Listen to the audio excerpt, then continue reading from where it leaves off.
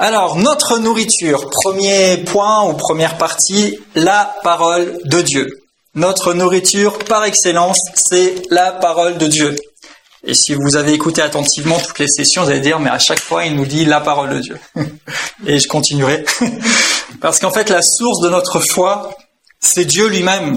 Et Dieu se fait connaître à nous et nous donne accès à la substance dont nous avons besoin à travers sa parole. Sa parole, c'est notre nourriture. Sa parole, c'est le pain vivant qui nous est donné. Sa parole, c'est le repère. Sa parole, c'est le fondement. Sa parole, c'est aussi ce rocher qui nous garde en sécurité. Sa parole, c'est les panneaux indicateurs comme ces garde-fous quelquefois dans une génération dans laquelle on vit où on pourrait partir dans toutes sortes de directions.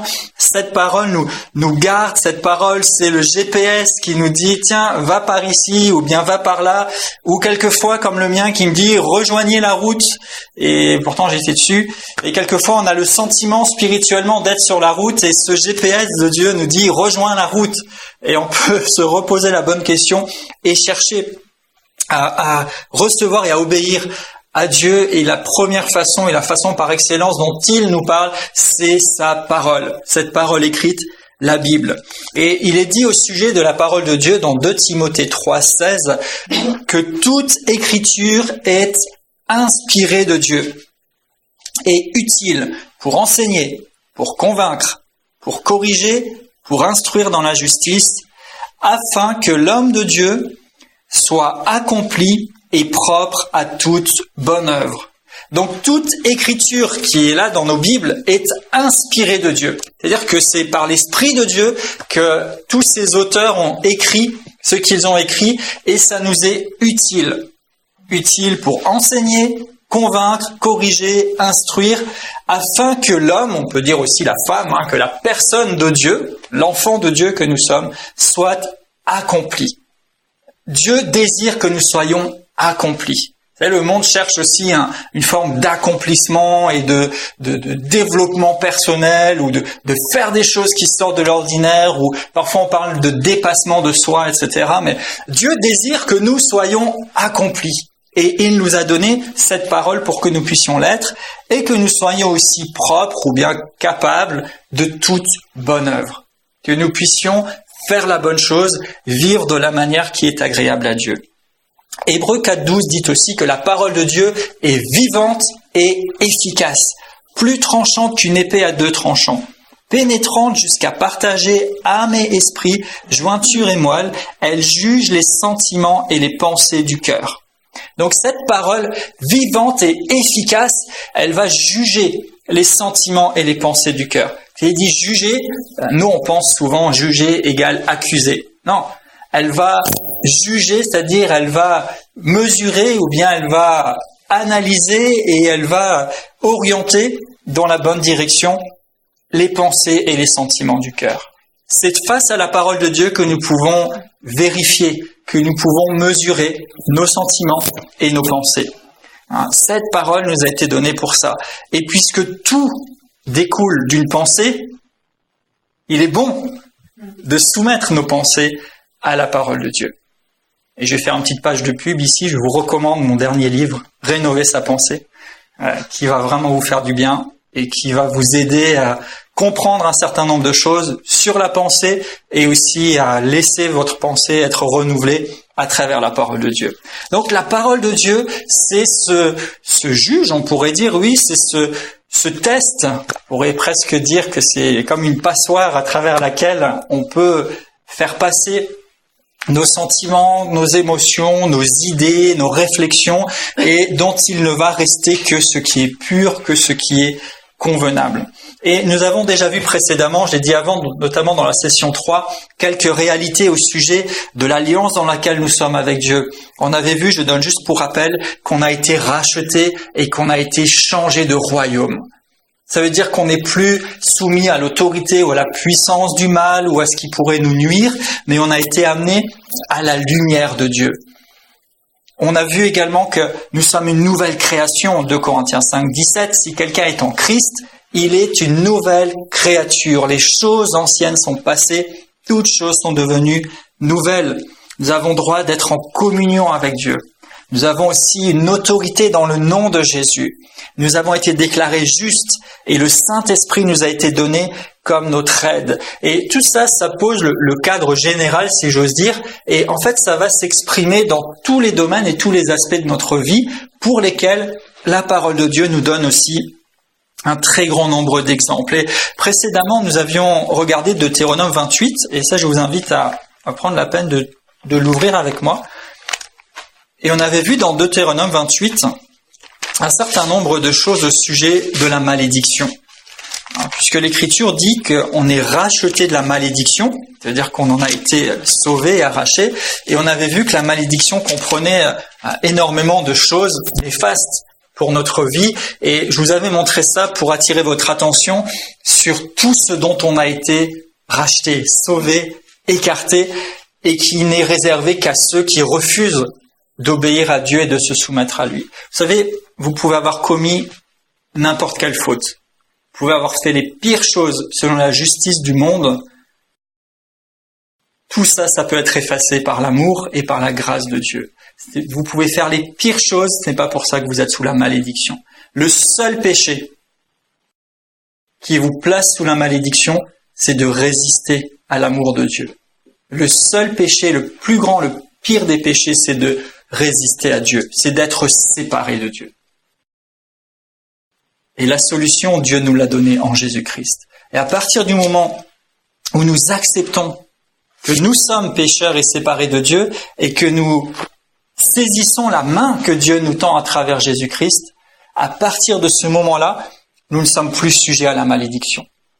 Et Dieu nous offre et nous rend disponible la bénédiction. Et en fait, si vous vous détournez du mal et que vous acceptez de vous attacher à Dieu, finalement, tous les autres péchés, toutes sortes de fautes que vous auriez pu avoir commis ou vouloir commettre, eh bien vous allez vous en séparer parce que désormais vous êtes avec Dieu, vous êtes de Dieu et vous avez reçu une nouvelle nature. Et même s'il y a du travail à renouveler les pensées et à changer de comportement, à partir du moment où vous vous attachez à la solution de Dieu en Jésus-Christ, à travers une repentance sincère, vous changez de direction, vous confessez Christ comme Seigneur et Sauveur, à partir de là, vous devenez un enfant de Dieu. Vous recevez le Saint-Esprit et vous allez pouvoir de plus en plus marcher par l'Esprit. Et l'Écriture dit, marchez par l'Esprit et vous n'accomplirez pas les désirs de la chair. Et ça a été à une période d'une révélation tellement extraordinaire pour moi. Parce que la religion m'avait dit, n'accomplis pas les désirs de la chair et tu pourras peut-être marcher par l'Esprit. Mais Dieu dit autrement. Dieu dit, marche par l'Esprit et tu n'accompliras pas les désirs de la chair. Et je veux être une bonne nouvelle pour quelqu'un ce matin. Tu n'as pas besoin de ne pas accomplir les désirs de la chair pour être accepté de Dieu. Il t'a déjà accepté. Ce dont tu as besoin, c'est de marcher par l'Esprit. Et plus tu vas marcher par l'Esprit, et moins tu vas avoir envie d'accomplir le désir de la chair parce que tu es attiré et emporté. Et j'aime tellement ce chant de tout à l'heure. Dommage que vous n'avez pas accès, vous qui regardez la vidéo, mais juste cette phrase, quand on la réalise, captivé par l'éclat de ta beauté, nos voix s'élèvent pour te rendre gloire. Quand tu es captivé par l'éclat de la beauté de Dieu, quand tu es captivé par l'amour de Dieu, de plus en plus les choses du monde et les choses du mal auxquelles même tu pouvais prendre plaisir et que tu pouvais aimer vont disparaître. Moi, je te demande pas d'arrêter, et ça encore récemment quelqu'un m'en a parlé, je te demande pas d'arrêter de fumer pour avoir droit à la grâce de Dieu. Mais je te demande de t'attacher à la grâce de Dieu et tu verras que tu vas t'arrêter de fumer. Je ne te demande pas d'arrêter de faire des erreurs pour recevoir la grâce de Dieu. Je te demande juste de recevoir la grâce de Dieu. Et je nous engage, en tant qu'enfants de Dieu, et peut-être l'Église plus largement, parce que cette vidéo va aller loin dans les CFB, n'essayez pas de demander aux gens de changer pour leur laisser avoir accès à la grâce de Dieu. Mais ouvrez grand votre cœur, vous qui représentez le Seigneur, nous sommes son corps, aux gens. Et plus nous leur ferons goûter à la grâce de Dieu, et plus nous allons les aider à prendre le chemin de la délivrance. Parce que ce n'est pas par nos forces ni par nos efforts, mais c'est par la force et la puissance de Dieu qu'on peut tout surmonter et qu'on peut être délivré. Marchez par l'Esprit, vous n'accomplirez pas les désirs de la chair. C'était une parenthèse, mais une belle parenthèse. Alléluia. Deutéronome 28. Deutéronome 28, cette fois-ci, on va regarder, j'allais dire, le bon côté des choses et la promesse de Dieu qui, elle, traverse les alliances et qui nous concerne. Deutéronome 28, verset 1, il est écrit « Si tu obéis à la voix de l'Éternel ton Dieu, en observant et en mettant en pratique ces commandements que je te prescris aujourd'hui, l'Éternel ton Dieu te donnera la supériorité de toutes les nations de la terre. Voici toutes les bénédictions qui se répandront sur toi et qui seront ton partage quand tu obéiras à la voix de l'Éternel ton Dieu. » Et vous voyez, la condition, c'est d'obéir à la voix de Dieu.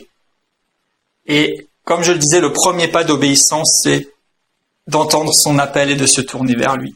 Et là, on va pouvoir prendre une décision et mettre en pratique ses commandements, mettre en pratique ce qu'il met dans notre cœur. Juste, on est encore dans l'Ancien Testament, donc la promesse était liée à l'observation de la loi. Mais aujourd'hui, nous n'avons plus à observer, je crois que je l'avais dit, c'est 613 commandements qui composent la loi, mais nous avons à observer la loi de Dieu, qui est la loi d'amour. Et nous avons à observer la loi de Dieu, qui est d'être dirigé par le Saint-Esprit, qui témoigne de ce qui est juste, de ce qui est vrai dans nos cœurs, et qui vient appuyer cette parole de Dieu pour que nous marchions dans la vérité et en conformité avec ce qu'il veut. Mais toujours est-il que ces bénédictions sont disponibles pour tous ceux qui obéissent à Dieu et qui marchent avec lui. Voici, verset 2, toutes les bénédictions qui se répandront sur toi et qui seront ton partage.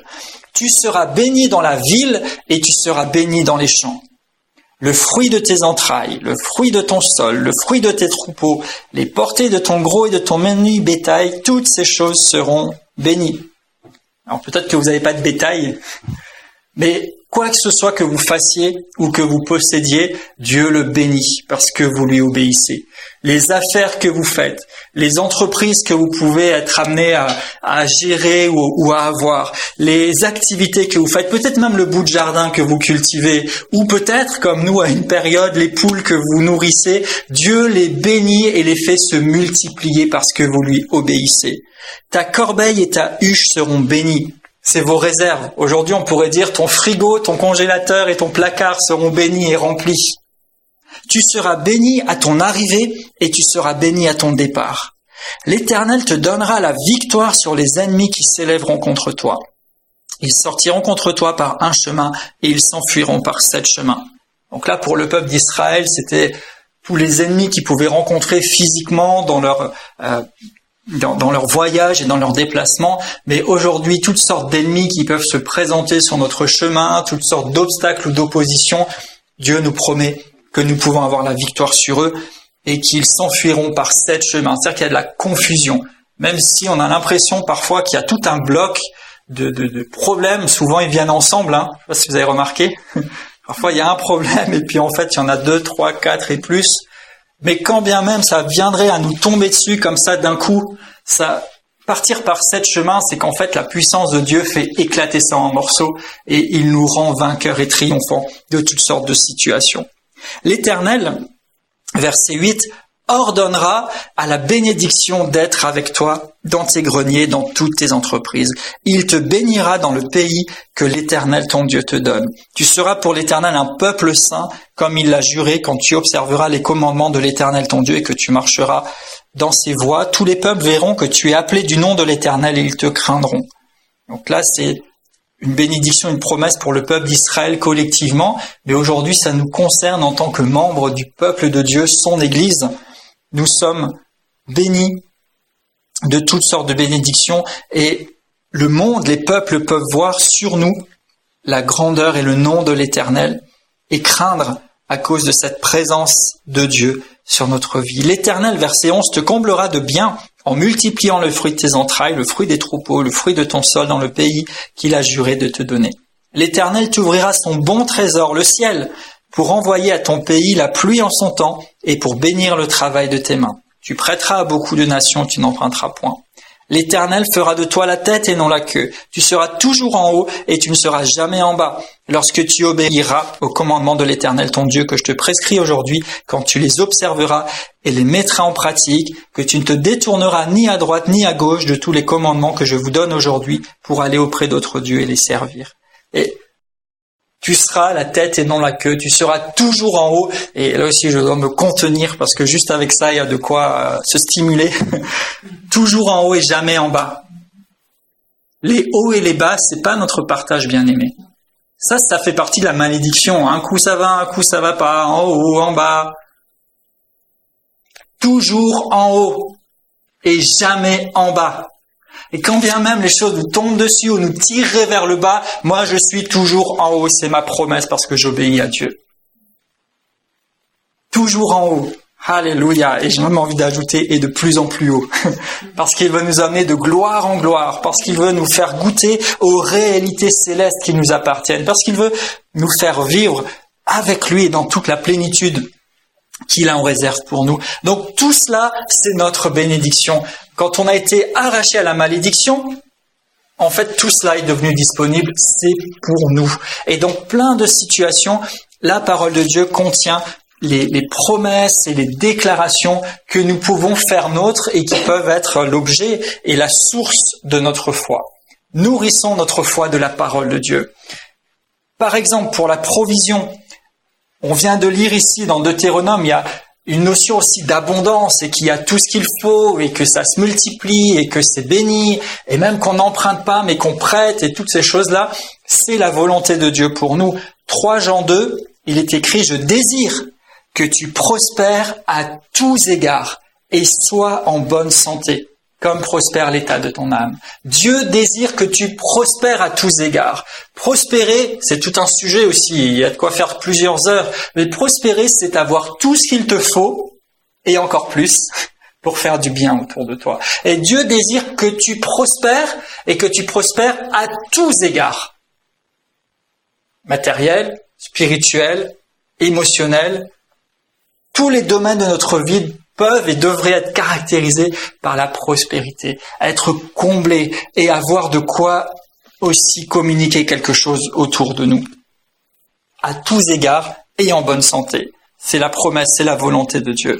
Matthieu 7, 11, Jésus dit, « Si donc, méchants comme vous l'êtes, vous savez donner de bonnes choses à vos enfants, à combien plus forte raison votre Père qui est dans les cieux donnera-t-il de bonnes choses à ceux qui les lui demandent ?» Dieu a envie et Dieu prend plaisir à nous donner de bonnes choses quand on les demande. C'est sa volonté. Nous pouvons avoir foi que si nous lui demandons quelque chose, il nous donnera de bonnes choses. Et ça veut dire aussi que Dieu ne prendra jamais plaisir à nous donner de mauvaises choses, parce que ce n'est pas son caractère. Il aime à nous donner de bonnes choses, des choses excellentes. Si même nous, humains, et l'exemple que Jésus utilise aussi, c'est si un enfant demande quelque chose à son papa, il va pas lui donner une pierre ou un serpent, mais il va lui donner quelque chose de bon à manger. Eh bien, notre papa aussi, qui est au ciel, veut nous donner quelque chose de bon, et il veut même nous donner toutes choses. Romains 8, 17, il est écrit « Comment ne nous donnera-t-il pas toutes choses avec lui ?» 2 Corinthiens 9, 8, vous avez prévenu que ça irait vite. Dieu peut vous combler de toutes sortes de grâces. Hey, merci Seigneur. Dieu peut vous combler de toutes sortes de grâces.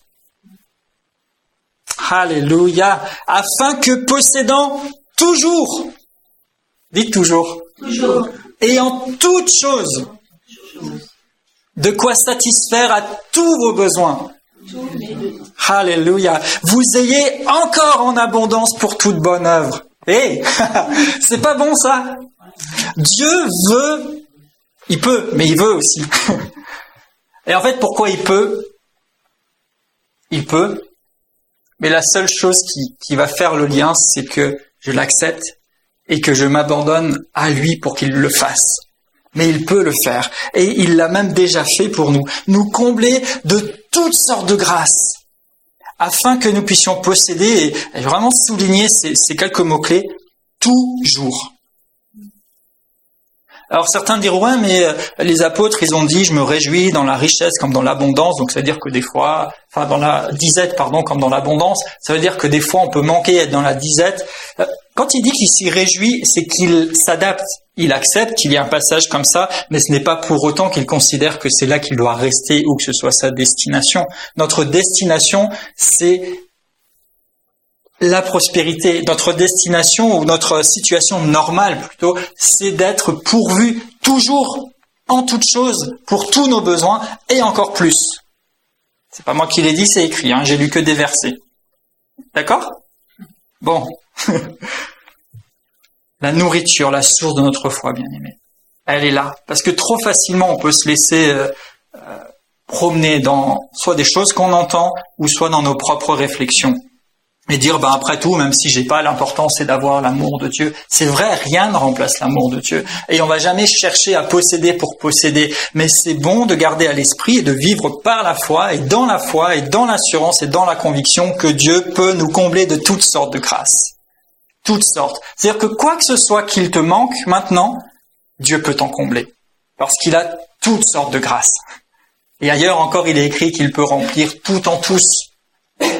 J'ai fait que quelques petites sélections de versets, mais je vais vous donner, comme j'ai dit avant, des échantillons et vous mettre l'eau à la bouche pour que vous alliez encore trouver et chercher. Dieu veut nous combler de toutes sortes de grâces pour posséder toujours, en toutes choses, de quoi satisfaire à tous mes besoins et que j'ai encore en abondance pour toute bonne œuvre.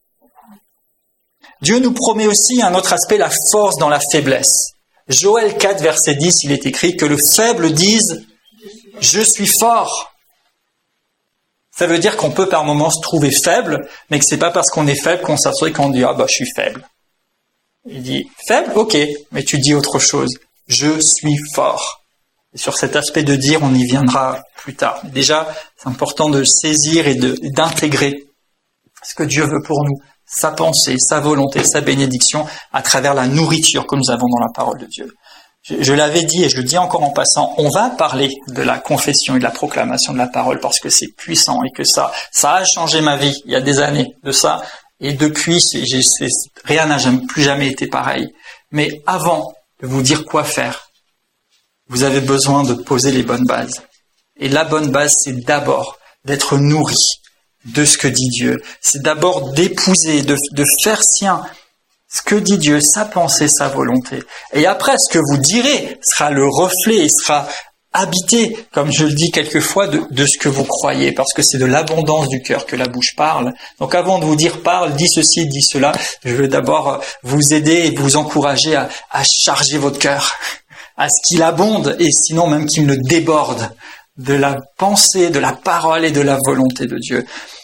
Que le faible dit « je suis fort ». Philippiens 4.13, Paul dira « je puis tout par Christ qui me fortifie ». Marc 9.23, Jésus dit « tout est possible à celui qui croit ». Tout. Vous voyez, il y a encore ces notions de tout, toujours, tout le temps. Tout est possible à celui qui croit. Le psaume 1 dit de celui qui prend son plaisir dans la parole de Dieu que tout ce qu'il fait lui réussit. Waouh, ça m'a beaucoup porté depuis des années. Je peux pas encore vraiment dire que 100% de ce que j'ai tenté a réussi, mais je suis convaincu d'une chose, c'est que si je me nourris de la parole de Dieu et que l'acte que je pose est le fruit d'un réma, d'une parole révélée personnelle de Dieu, tout ce que je fais me réussit. Et je peux vous donner des exemples, vous faire une liste si vous voulez vérifier. Et ici, je veux rester sur l'essentiel, mais tout ce que vous faites sur la base d'une parole de Dieu vous réussit. Et même si c'est pas tout de suite comme ça, ça réussit. Et ça réussira. Et même si pour l'instant ça n'a pas l'air de réussir, la parole de Dieu dit que tout ce que tu fais te réussit. À Josué aussi, Dieu lui dit, Josué 1.8, médite la parole de ce livre et qu'il ne s'éloigne pas de ta bouche. Alors tu auras du succès dans tes entreprises. Alors tu réussiras. Donc nous avons ces promesses à notre disposition. Nous pouvons nourrir notre cœur, notre esprit et nourrir notre foi de ces paroles qui nous sont données et qui nous concernent. La parole de Dieu nous parle aussi de victoire dans toutes sortes de situations. Romains 8.37, il est écrit « En toutes choses, nous sommes plus que vainqueurs par celui qui nous a aimés. » Jésus a remporté la victoire, mais nous profitons de cette victoire aujourd'hui parce qu'il nous a aimés. 1 Jean 5, verset 4, il est écrit « Tout ce qui est né de Dieu triomphe du monde. » Et la victoire qui triomphe du monde, c'est notre foi. Vous avez en main ce qu'il faut pour triompher du monde. À vous d'en faire quelque chose. Et prochainement, on parlera aussi de fortifier sa foi. La victoire qui triomphe du monde, c'est votre foi. Jésus a déjà triomphé de tout. Mais pour que son triomphe devienne le mien et soit évident, eh bien, c'est ma foi qui va triompher du monde. Tout ce qui est né de Dieu triomphe du monde. Je suis né de Dieu. Es-tu né de Dieu? Et si tu ne l'es pas, une fois encore, tu peux le faire aujourd'hui même. Renonce à ta vie passée, lève les yeux vers le Seigneur et tourne-toi vers lui. Reçois sa vie à lui. Abandonne tes efforts. Il y en a plusieurs qui sont en train de se battre pour essayer de monter quelque chose. Arrête. C'est celui qui est né de Dieu qui triomphe du monde. Toi, tu peux avoir quelques petits succès apparents, mais le triomphe réel et total, il appartient à ceux qui sont nés de Dieu et il s'obtient par la foi.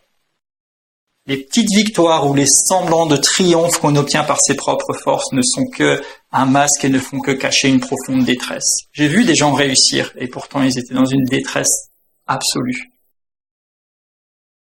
Le triomphe, le succès, accompagné de paix, de joie, d'accomplissement, se trouve en Dieu. La victoire qui triomphe du monde, c'est notre foi, si nous sommes nés de Dieu. Si vous êtes nés de Dieu, vous triomphez du monde. Il est écrit ailleurs, si vous êtes nés de Dieu, le malin ne vous touche pas. Vous voulez en finir avec le diable? Arrêtez de batailler et de toquer à toutes les portes. Soyez nés de Dieu. Naissez de Dieu. Naissez d'en haut. Tournez-vous vers lui. L'Écriture dit, si tu crois du cœur et que tu confesses de la bouche que Christ est mort et ressuscité, tu es sauvé, tu es déclaré juste. Si vous voulez triompher, si vous voulez réussir, naissez de Dieu. Soyez nés de Dieu, soyez nés d'en haut. Et pour ceux qui nous suivent peut-être de loin, je vous recommande un enseignement qui s'appelle la nouvelle naissance, que vous pouvez trouver sur Internet ou sur nos sites, et ça va beaucoup vous faire du bien. Nés de Dieu. Nous qui sommes nés de Dieu, nous triomphons du monde. Waouh! Vous savez, souvent on se laisse intimider alors qu'en fait on a gagné. On a gagné parce que Jésus a gagné. Il a remporté la victoire pour nous. 2 Corinthiens 2,14 encore, il est écrit « Grâce soit rendue à Dieu qui nous fait toujours triompher en Christ. » Alléluia. Et qui répand par nous, en tout lieu, l'odeur de sa connaissance. Waouh! Il nous fait toujours triompher. Toujours. On a vu tout à l'heure, vous êtes toujours en tout de quoi satisfaire à tous vos besoins. Et ici, il vous fait toujours triompher. Par Christ. Et en plus, il répand l'odeur de sa connaissance. L'odeur, j'ai envie de dire plutôt le parfum de sa connaissance. Parce que vous triomphez, Christ est connu. Et là encore, ça remet en perspective les choses. Certains ont saisi aussi des vérités ou des principes et disent oui, nous, on est plus fort, on est victorieux, regardez comme on est bon. C'est pas ça le but de la victoire, ni de la foi, ni du triomphe. Le but absolu, c'est d'être agréable à Dieu.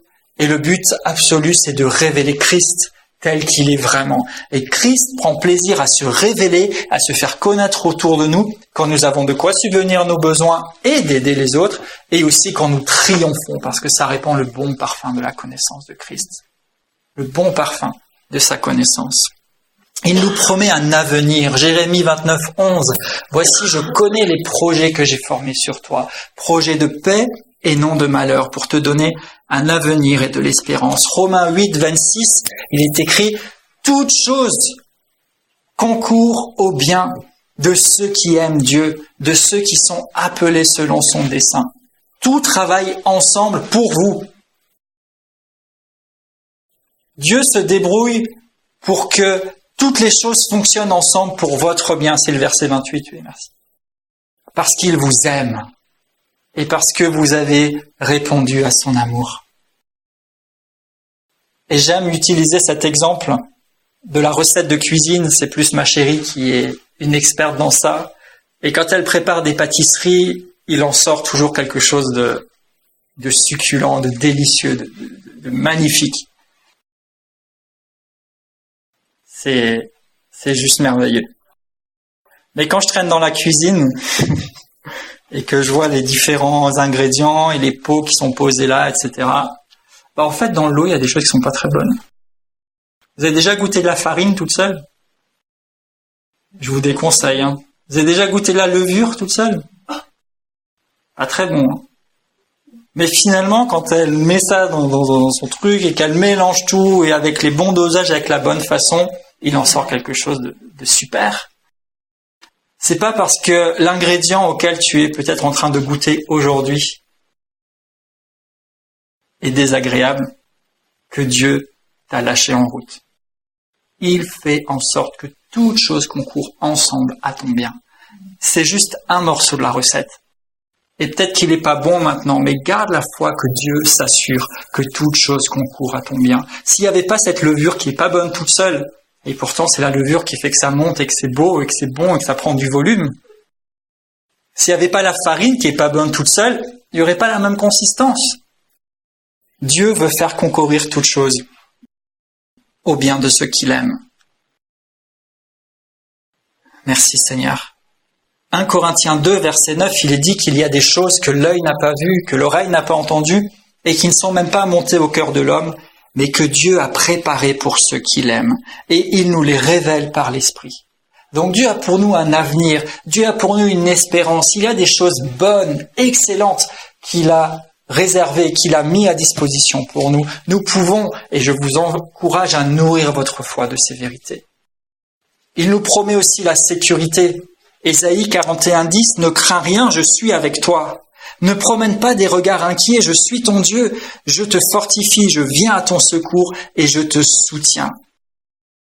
1 Jean 5:18, voilà ce que je disais tout à l'heure. Celui qui est né de Dieu se garde lui-même et le malin ne le touche pas. Vous êtes en sécurité, le malin n'a pas à vous toucher. N'ayez pas peur. Il y a tellement de choses effrayantes dans le monde d'aujourd'hui, mais le malin ne peut pas vous toucher parce que vous êtes né de Dieu. Vous êtes en sécurité. Nous avons une assurance, nous pouvons être pleins de courage. 2 Timothée 1, verset 7, il est écrit, ce n'est pas un esprit de timidité que Dieu nous a donné, mais un esprit de force, d'amour et de sagesse. Nous n'avons pas à être en retrait ou à nous limiter ou à être timides, mais son esprit nous donne force, amour et sagesse. Autre chose dont nous avons tellement besoin, il nous donne du repos. Combien c'est précieux aujourd'hui le repos. Et cette semaine, j'ai échangé avec quelqu'un qui, 2 ou 3 fois d'affilée, m'a demandé « Qu'est-ce que tu vas faire cet après-midi? Qu'est-ce que tu fais aujourd'hui ?» Enfin, je dis « Mais pourquoi tu me demandes tout le temps ce que je suis en train de faire ?» Et à un moment, je dis « Écoute, là, je fais rien. » Voilà. Et je me suis rendu compte que ça m'arrivait rarement. Et je me suis rendu compte qu'il faudrait plus souvent accepter de ne rien faire. Et qu'on est très souvent pris dans cette volonté, sinon cette tentation de faire quelque chose, et que quand on est juste posé à ne rien faire, on peut avoir, en tout cas ça m'arrive souvent, l'impression qu'on fait rien, et comme si c'était pas bien. Et pourtant, on a tellement besoin de repos. Et tout dans ce monde et dans notre actualité veut nous garder en éveil. Tout veut nous garder toujours actifs. Il y a toujours un truc à faire, il y a toujours quelque chose à suivre, ou il y a toujours une information à capter quelque part. Et c'est bien d'avoir des activités et d'être en mouvement, c'est très bon. Mais dans notre équilibre, on a aussi besoin de repos, d'un vrai repos. Et Dieu nous le donne. Et nous pouvons avoir foi qu'il nous donne du repos. À cet égard, quoi de plus approprié que ce psaume 23, avec notamment cette parole, il me fait reposer dans de verts pâturages. Il me dirige près des eaux paisibles. Hébreux 4:9 nous dit aussi, il y a un repos pour le peuple de Dieu. Il y a un repos pour nous. Nous avons aussi pour promesse la guérison et la bonne santé.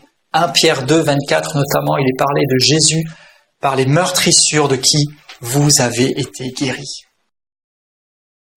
Donc, même si les symptômes sont là, nous avons une assurance à pouvoir être guéris. Et si vous lisez ne serait-ce que les évangiles, vous avez largement le nombre de témoignages qu'il faut pour croire à la guérison et que c'est le désir et c'est la volonté de Dieu. Il veut nous voir guéris et il nous a déjà guéris par ses meurtrissures. Acte 17, 28 nous dit qu'en lui, nous avons la vie, nous avons le mouvement, et l'être. En lui, nous avons la vie. Alléluia. En lui, nous avons le mouvement et nous avons l'être. Et j'aime ces différentes dimensions. Il y a aussi là de quoi creuser. La vie, il nous promet une vie en abondance et cette vie divine. Nous avons aussi le mouvement, c'est-à-dire qu'on reste pas coincé dans quelque chose. Tu sais, je suis quelqu'un d'un peu allergique aux cases. J'aime pas être mis dans une case et j'aime pas mettre les choses dans des cases. Pour moi, faut que ça avance. J'aime avancer, j'aime progresser, j'aime revoir les choses et si possible faire avancer les choses. Et ça fait partie de ma personnalité, mais ça fait partie aussi, j'ose dire, de la personnalité de mon papa qui est au ciel. Parce que partout dans l'Écriture, il est question de faire des progrès, il est question d'aller de gloire en gloire, comme je disais tout à l'heure aussi, et toutes ces choses-là. Et en fait, il nous a donné le mouvement. C'est-à-dire qu'il nous donne la possibilité d'avancer. Il nous donne de pouvoir être en mouvement, de pouvoir progresser. Il nous donne aussi, et là je vais même le ramener de façon terre à terre et physique, mais si il y a des mouvements qui vous sont difficiles à faire, croyez la parole de Dieu, il vous donne le mouvement. Vous pouvez bouger. Et il nous donne l'être. Et ça, c'est toute une dimension. On peut vivre sans réellement être. On peut faire sans réellement être. Et Dieu nous promet et nous donne l'être. Ça veut dire qu'on peut être réellement conscient et profiter d'une certaine façon de chaque instant qui nous est donné et de véritablement être au bénéfice de ces grâces et de ce que nous vivons et aussi véritablement être, et j'aurais même envie de dire exister. Et aujourd'hui, il y a des personnes peut-être qui ont besoin de l'entendre et je vous dis, vous avez le droit d'exister. Et Dieu veut vous donner l'être. Soyez. Pas juste le paraître dans lequel notre société veut tellement nous mettre. Pas juste endosser un rôle ou une image ou quelque chose, mais Dieu nous donne l'être. On a le droit d'être, on a le droit de vivre, on a le droit d'exister. Et c'est lui-même qui nous met en mouvement et qui nous communique cette vie. Et pour tous ces exemples, j'arrêterai sur un autre domaine, mais qui englobe tout le reste. Et pour la suite, ça sera à vous de chercher et de creuser. Devant chaque besoin, allez chercher. Je vous garantis qu'il y a toujours une promesse de Dieu. Et même plus qu'une. Pour ce dont vous pouvez avoir besoin. Il est dit que nous avons tout. 2 Pierre 1, verset 3. Il est écrit, sa divine puissance vous a donné tout ce qui contribue à la vie et à la piété. Colossiens 2.10, vous avez tout pleinement en Christ. Psaume 34, verset 10, rien ne manque à ceux qui le craignent. Vous avez tout. Voici quelques échantillons de la nourriture pour votre foi. Dieu nous a tout donné, tout est à disposition dans sa parole. Deuxième point, nous pouvons nous nourrir de la volonté et de l'œuvre de Dieu. Jésus dit dans Jean 4, 34, « Ma nourriture, c'est de faire la volonté de celui qui m'a envoyé et d'accomplir son œuvre. » Et en fait, quand nous recherchons la volonté de Dieu, et à travers sa parole et aussi le témoignage de son esprit dans nos cœurs, et que nous l'accomplissons, ça nourrit notre foi. Parce que nous sommes encouragés de voir Dieu à l'œuvre aussi dans notre vie et à travers nous. Dieu a préparé pour nous des œuvres bonnes pour que nous les pratiquions. Éphésiens 2.10. Ça nous renforce aussi et ça nourrit notre foi dans le fait qu'il nous connaît, qu'il nous aime, qu'il est avec nous. Parce que lorsque nous faisons sa volonté et que nous accomplissons son œuvre, eh bien nous voyons la puissance de Dieu, les miracles, son action, sa bonté, et ça va nourrir notre foi. Et mon troisième point pour notre nourriture, c'est Jésus lui-même. Hébreux 12, verset 2, il nous est dit d'aller avec assurance dans la carrière qui nous est ouverte, avec les yeux fixés sur Jésus, qui est le chef et le rémunérateur de notre foi. Et ici, littéralement, le mot qui est rendu par chef, c'est pas seulement, ça fait partie, mais c'est pas seulement celui qui donne les ordres ou qui est au-dessus, mais en fait, Jésus est le chef, littéralement, ça veut dire aussi l'auteur, le pionnier ou le prédécesseur. C'est-à-dire celui qui est passé avant. Et en fait, Jésus est l'auteur, le pionnier le créateur de notre foi. Et il nous a aussi montré l'exemple. Et il est aussi le rémunérateur. Et rémunérateur ici, c'est celui qui récompense, mais ça veut dire aussi dans le texte original, celui qui perfectionne ou le meilleur exemple possible. On pourrait même dire l'idéal, en fait.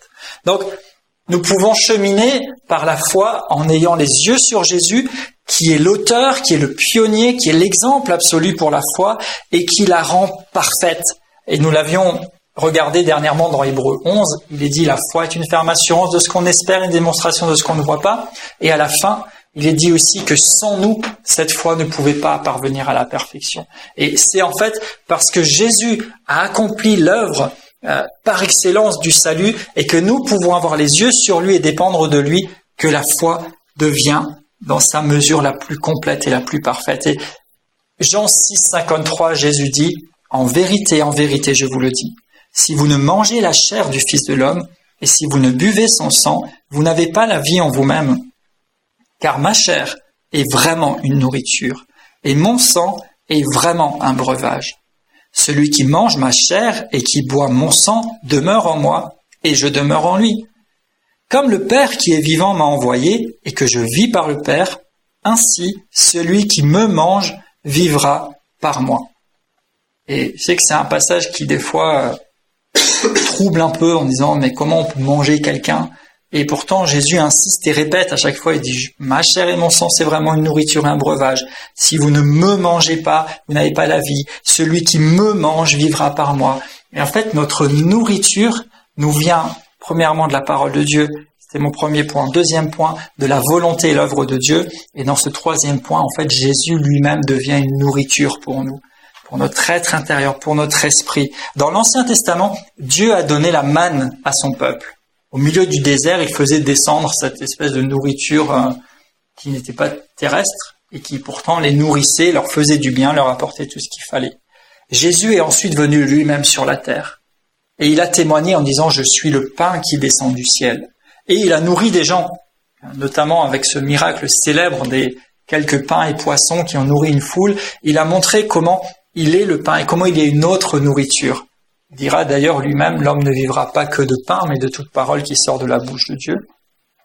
Et aujourd'hui, Jésus est au ciel, il est glorifié et il nous invite à le manger.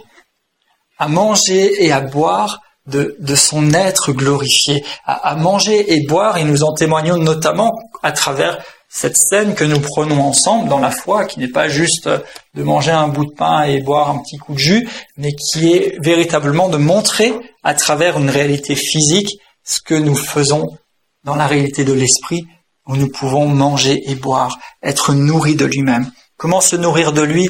On passe du temps avec lui. On est dans une communion intense et finalement on est réellement au bénéfice de sa nature, de sa puissance jusqu'à être rempli.